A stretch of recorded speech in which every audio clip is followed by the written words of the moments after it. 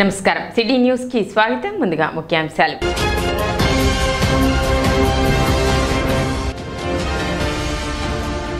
ప్రభుత్వాన్ని ప్రజల చెంతకు తీసుకువెళ్లడమే స్వర్ణాంధ్ర స్వచ్ఛాంధ్ర ముఖ్య ఉద్దేశం మంత్రి నాదెండ్ల మనోహర్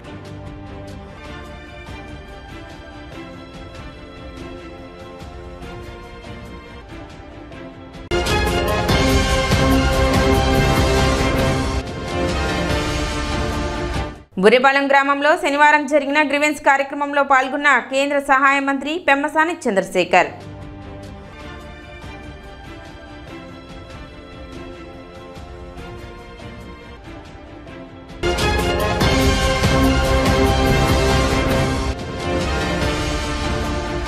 ఇండియన్ త్రివిధ దళాలు పాకిస్తాన్పై విజయం సాధించిన నేపథ్యంలో దేశవ్యాప్తంగా జరుగుతున్న తిరంగా ర్యాలీలో భాగంగా తెనాలిలో తిరంగా ర్యాలీ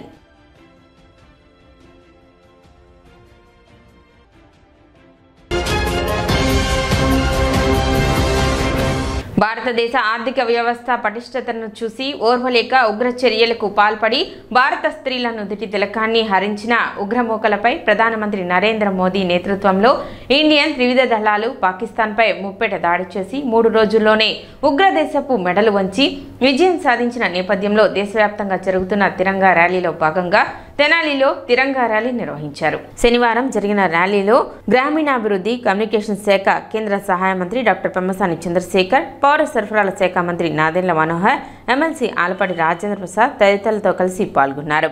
తెనాలి చిన్నావూరు పార్క్ నుండి Bose road, Gandhi Chowk, main road నుండి మున్సిపల్ బిల్డింగ్ ఎదురు ఉన్న జాతిపిత మహాత్మా గాంధీ విగ్రహం వరకు త్రివిధ దళాలకు మద్దతుగా తిరంగ ర్యాలీ నిర్వహించారు. ఈ సందర్భంగా పెమ్మసాని మంత్రి నాదెండ్ల మరియు ఎమ్మెల్సీ ఆలపాటి మాట్లాడుతూ ఏప్రిల్ 22, 2025న 26 మంది అమాయకులను వారి కుటుంబాల ముందే ఒక మతం పేరుతో అతి కిరాతకంగా హత్య చేశారు. వారు కేవలం ప్రాణాలను మాత్రమే పోగొట్టుకోలేదు, చిగురించని కలలు, చీల్చివేయబడ్డ కుటుంబాలను నాశనం చేసే ప్రయత్నం చేశారన్నారు. భారతదేశాన్ని భయపెట్టాలనుకున్నారు, ఐక్యతను దెబ్బతీయాలనుకున్నారు. అయితే భారత్ ఉదయిస్తుందే కానీ తలవంచదు అని తెలుసుకోలేకపోయారన్నారు. ఈరోజు భారతదేశం 5వ అతిపెద్ద ఆర్థిక వ్యవస్థ. మరి పాకిస్తాన్ ఆర్థిక వ్యవస్థను చూస్తే ఇండియాలో ఒక చిన్న రాష్ట్ర ఆర్థిక వ్యవస్థతో పోటీ పడుతుందని ఎద్దేవా చేశారు. అల్లర్ల ద్వారా అరాచకాలు సృష్టించి మత విద్వేషాలను రెచ్చగొట్టి సంబరపడదామనుకున్నారు. భారతదేశ అభివృద్ధిని ఆపగలగమనుకున్నారు. అయితే నరేంద్ర మోదీ తెలివైన, స్థితప్రజ్ఞత కలిగిన ఒక బలమైన నాయకులు ప్రజల నుండి, మీడియా నుండి వచ్చిన ఒత్తిడిని తీసుకోకుండా టైం తీసుకొని భారతదేశాన్ని సంసిద్ధం చేశారు. నేవీ, ఎయిర్ ఫోర్స్, ఆర్మీ ద్వారా నింగి, నీరు, నేలపై మన సైన్యాన్ని ముప్పెట బలంగా నిలిపారన్నారు. అలాగే అన్ని దేశాలతో దౌత్య సంబంధాలను కొనసాగిస్తూ పాకిస్తాన్లో ఉన్న ప్రజానికానికి నష్టం జరగకుండా అత్యాధునిక ఇంటెలిజెన్స్ను ఉపయోగించి ఉగ్రస్థావరాలను దెబ్బతీశారు. ఇజ్రాయెల్, గాజా, ఉక్రెయిన్, రష్యాకు గడిచిన 2-3 ఏళ్లుగా యుద్ధాలు జరుగుతున్నాయి. ఎన్నో కుటుంబాలు మృత్యువాత పడుతున్నాయి. ఎంతో ఆస్తి నష్టం జరుగుతూ ఉన్న విషయం ప్రపంచానికి సుపరిచితమే. అందుకు భిన్నంగా కేవలం 3 రోజుల్లో పాకిస్తాన్కు వెన్నులో వణుకు పుట్టించే విధంగా భారత్తో యుద్ధం ఆపించేందుకు ప్రపంచాన్ని ఆర్దించేలా చేసిన ఘనత మోదీదే అన్నారు.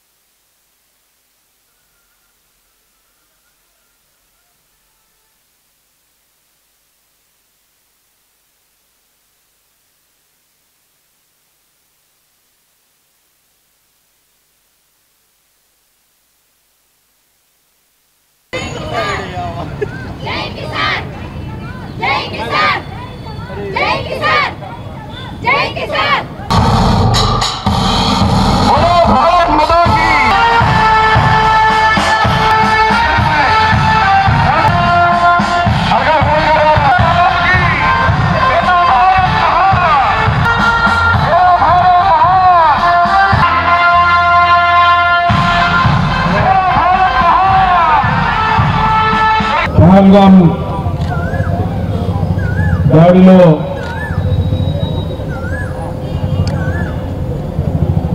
దాడికి గురైనటువంటి భారతీయులకి సమాధానంగా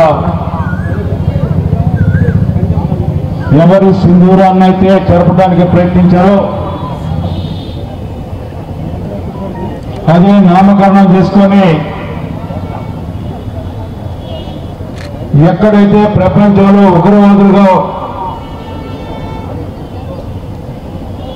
ఉగ్రవాదాన్ని కొనసాగిస్తా ఉన్నారో వారికి ఎవరైతే మద్దతు పలుకుతా ఉన్నారో వారి ఆటలు ఇక సాగవని చెప్పి ఎక్కడా కూడా సాగనేవని చెప్పి చేసిన ప్రతి దాడి ఎత్తుకు పై ఎత్తే కాకుండా ధర్మం గెలుస్తుందని న్యాయం గెలుస్తుందని మొన్న జరిగిన యుద్ధంలో నిరూపణ అయింది. అన్యాయంగా అక్రమంగా అరాచకంగా అతి సామాన్య పౌరుల్ని దాడి చేసిన మన మీద ఉగ్రవాదాన్ని అణచివేయడానికే దాడి చేశాం కానీ ఎక్కడ కూడా పౌరులకి నష్టం జరిగే విధానం కానీ వ్యక్తిగతంగా పౌరులకి కష్టం కానీ నష్టం కానీ ప్రాణహాని కానీ మొన్న జరిగినటువంటి ప్రతిఘటన దాడిలో ఎక్కడా కూడా మళ్ళా అరాచకత్వం లేదు, విధ్వంసం చేయాల న్యాయాన్ని ధర్మాన్ని ఎవరైతే కులాతి కోరగా హింసించడానికి ప్రయత్నించిన ముష్కర్లకు బుద్ధి చెప్పినటువంటి యుద్ధం అని చెప్పి మీకు మనం చేస్తా ఉన్నా. భారతీయులందరూ కూడా ఐకమత్యంగా ఉన్నామని చెప్పి కూడా నిరూపించాం యుద్ధం ద్వారా అని చెప్పి మీ అందరికీ మనం చేస్తా ఉన్నాం. ఎవరు కూడా మిగతా దేశాలకు కూడా ఒక హెచ్చరిక చేసిన యుద్ధం అని చెప్పి మీకు మనం చేస్తా ఉన్నా. ఈరోజు భారతదేశంలోనే అత్యున్నతమైనటువంటి పాకిస్తాన్ టెర్రరిస్టులు ఏ విధంగా మన ఇండియన్స్ ని మతం పేరు కులం పేరు ప్రస్తావన చేసి అన్ని పుణ్యం తెలియనటువంటి వ్యక్తుల్ని కాల్చి చంపటం అనేది చాలా దుర్మార్గమైనటువంటి చర్య. ఆ చర్యను ఖండిస్తూ ప్రపంచ దేశాలు కూడా ఇది చాలా దారుణమైనటువంటి సంఘటన, దీన్ని ఎవరు కూడా ప్రోత్సహించకూడదు అని చెప్పి ప్రపంచ దేశాలు కూడా సాగి చెప్పినటువంటి విషయం మనందరికీ కూడా తెలుసు. అదేవిధంగా ఈరోజు ఈ భారతదేశ ప్రధాని నరేంద్ర మోడీ గారి నాయకత్వంలో ఎన్డీఏ కూటమికి చెందినటువంటి నాయకులందరూ కూడా సమిష్టిగా ఈ యొక్క ఉగ్రవాదాన్ని తొలగించేందుకు వారి యొక్క సానుభూతి చనిపోయినటువంటి వ్యక్తులకు అమరవీరులకి వారు చేసేటువంటి త్యాగానికి సైనికులు చేసేటువంటి త్యాగానికి భారతదేశం ఒక అత్యున్నతమైనటువంటి ఈ దేశంలో ప్రథమ స్థానానికి సాధించేటువంటి విషయం మనందరూ కూడా గమనంలో తీసుకోవాలి. రీసెంట్ గా జరిగిన ఈ ఆపరేషన్ లో ప్రపంచంలో ఉన్నటువంటి సూపర్ పవర్ అని చెప్పేసి మనం చక్కటి coordination army air force navy ఉన్న అస్త్ర శస్త్రాలతో ఆ అస్త్రాలు రావడానికి కృషి చేసిన మన పెద్దలు చాలా మంది ఉన్నారు. మన సైంటిస్టులు కృషి ఫలితంగానే ఇవాళ మనకి బ్రహ్మాండమైన విజయం లభించింది. ఇవాళ మనం ప్రపంచానికి ప్రూవ్ చేశాం. ఒక సూపర్ పవర్ గా భారతదేశం ఎస్టాబ్లిష్ అయింది. ఇది ఒక చిన్న నమూనా మాత్రమే. మనకున్న శక్తి, యుక్తి, నేతృత్వం అన్ని కూడా బ్రహ్మాండంగా జరిగినాయి. మనం కోరుకునేది విశ్వంలో శాంతి. ఈ అశాంతి కోరుకునేది ఈ భంగం చేసే మన శాంతి భద్రతలు మనకి చేసే మాత్రం పాకిస్తాన్. ఆపరేషన్ సింధూర్ అనంతరం ఇక్కడ మన తెనాలిలో జరిగినటువంటి విజయ యాత్ర చాలా గొప్పగా జరిగింది. ఆపరేషన్ సింధూర్ ద్వారా భారతదేశం తన సైనిక పాఠవాన్ని ప్రపంచానికి ఒక తరవ ధ్రువపరిచింది. అంతేకాకుండా పహల్గామ్లో 26 మంది అమాయక భారత ప్రజానీకాన్ని, టూరిస్టుల్ని అక్కడ విచక్షణ రహితంగా ఉగ్రవాదులైనటువంటి ముష్కరులు కాల్చి చంపి మన తల్లుల, మన సోదరుల సింధూరాన్ని తుడిచివేసిన దానికి ప్రతీకగా ఆపరేషన్ సింధూర్ ద్వారా పాకిస్తాన్కి, ఉగ్రవాదులకి ఒక గుణపాఠం నేర్పడం జరిగింది. 100 మంది ఉగ్రవాదుల్ని ఒక తరవ హతమార్చి భారతదేశం యొక్క ప్రతీకార జ్వాల ఎలా ఉంటుందో వాళ్ళకి తెలియపరచడం జరిగింది. ప్రతి నెల 3వ శనివారం స్వచ్ఛాంధ్ర కార్యక్రమంలో ప్రతి ఒక్కరూ పాల్గొనాలని మంత్రి నాదెండ్ల మనోహర్ పిలుపునిచ్చారు. ఉదయం శివాజీ చౌక్ ప్రాంతంలో పర్యటించిన ఆయన సాయంత్రం చెంచిపేటలో పర్యటించారు. ఈ సందర్భంగా తెనాలి జిల్లా ప్రభుత్వ వైద్యశాలను పరిశీలించారు. వైద్యశాలలో పారిశుద్ధ్యం పట్ల అసహనం వ్యక్తం చేస్తూ ఆదివారం నాటికి శుభ్రపరచాలని ఆదేశించారు. అదేవిధంగా అంబులెన్సులు పార్కింగ్ ప్రదేశంలో ప్రైవేట్ వాహనాలను పార్క్ చేసి ఉండటాన్ని గుర్తించిన ఆయన ఆగ్రహం వ్యక్తం చేస్తూ అక్కడి నుండి వాహనాలు తీసివేయాలని చెప్పారు. స్వర్ణాంధ్ర 2047 సంకల్పంలో భాగంగా స్వచ్ఛాంధ్ర కార్యక్రమం ప్రతి నెల 3వ శనివారం జరుపుకుంటున్నామని స్పష్టం చేశారు. ప్రతి కార్యక్రమం స్ఫూర్తివంతంగా ఉండేందుకు నెల ఒక్కో థీమ్ ఎంచుకొని నిర్వహిస్తామని మంత్రి నాదెండ్ల పేర్కొన్నారు. స్వచ్ఛాంధ్ర ప్రయాణం నిరంతరం సాగాలని, ఇది ఒక్కరోజు కార్యక్రమం కాదని మంత్రి నాదెండ్ల స్పష్టం చేశారు. స్వర్ణాంధ్ర 2047 లక్ష్యాన్ని సాధించేందుకు ప్రతి ఒక్కరూ భాగస్వామిగా మారాలని పిలుపునిచ్చారు.